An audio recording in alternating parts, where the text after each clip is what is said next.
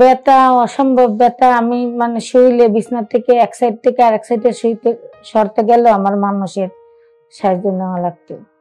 অনেক কষ্ট করছে। আমার স্বামী তো বাহিরে থাকে, আমার ছোট ছোট 3টে বাচ্চা লইয়া আমারই সব কষ্ট করা লাগছে, না খাইয়ে থাকা লাগছে। অনেক কান্না করছি যে এত ব্যথা থাকার থেকে চলে যাওয়া অনেক বড়।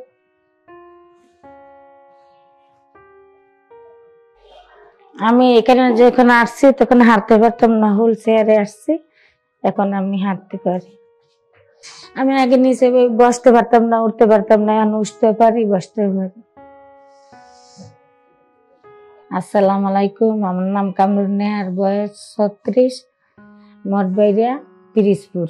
আমার সম্পূর্ণ জয়েন্টে ব্যথা ছিল, গিডে ব্যথা 5 বছর ধরে। বাংলাদেশে অনেক ডাক্তার দেখাইছে, এমন কোন ডাক্তার নাই যে দেখাই নাই। তো এর ব্যথার ওষুধ খাইলে আরো শরীর ফুললে যায়, আরো অনেক সমস্যা দেখা দেয়।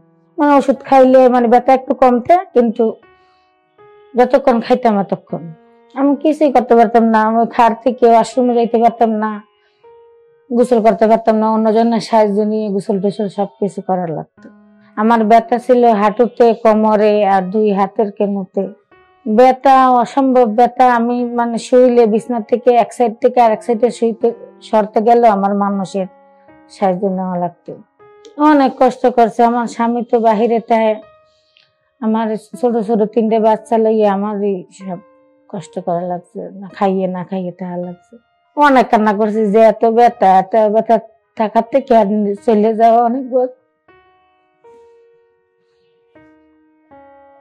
উনি তো ডাক্তার দেখাইছে, এমন কোন ডাক্তার দেখাক, যে জায়গায় বলছি সেই জায়গায় পাঠাইছে। ব্যথার জন্য মানে হাত পা করে এইরকম হয়ে গেছিলাম, সোজা করতে পারতাম না, পাও সোজা করতে পারতাম না, হাতও সোজা করতে পারতাম না। খাওয়া দাওয়া নিজে একটু কষ্ট করে খাইছি, কিন্তু পাও দিয়ে পাড়া দিতে পারতাম না। পাও যে লম্বা করে একটু পাও নিচে ফলর দিয়ে মুহে পারতাম না। আমি বিছনায় বেরিয়ে গেছি, মানুষ তো হাঁটে, মানে বাসায় একজন দুজন আসে দরজা টাক দিছে, আমি দরজা খুলতে পারতাম না। মানুষ হাঁটলে ওদের জানলার দিকে তাকাই দিছি, মানুষ হাঁটে, আমি তো হাঁটতে পারিনি। স্যারের আমি অনেক ডাক্তার দেখানোর পর স্যারের ভিডিও দেখছি যে এইরকমের সুস্থ হয়ে আসে, তা আমি এই জন্য এই জায়গায় আসছি। এই জায়গায় আসার পর এখন সুস্থ, এখন আল্লাহ রহমতে অনেক সুস্থ। আমি যখন এই হসপিটালে আসছি, হুইল চেয়ারে আসছি অ্যাম্বুলেন্সে, এখন আমার হুইল চেয়ারও লাগে না, আমি নিজে চলাফেরা করতে পারি। আমি অনেক খুশি, হাঁটতে পারতেছি। এখন তো আসছিলাম অ্যাম্বুলেন্সে, এখন তো জামু একা। আমি এখানে যখন আসছি তখন হাঁটতে পারতাম না, হুইল চেয়ারে আসছি, এখন আমি হাঁটতে পারি। আমি আগে নিচে বসতে পারতাম না, উঠতে পারতাম না, এখন উঠতে পারি, বসতে পারি।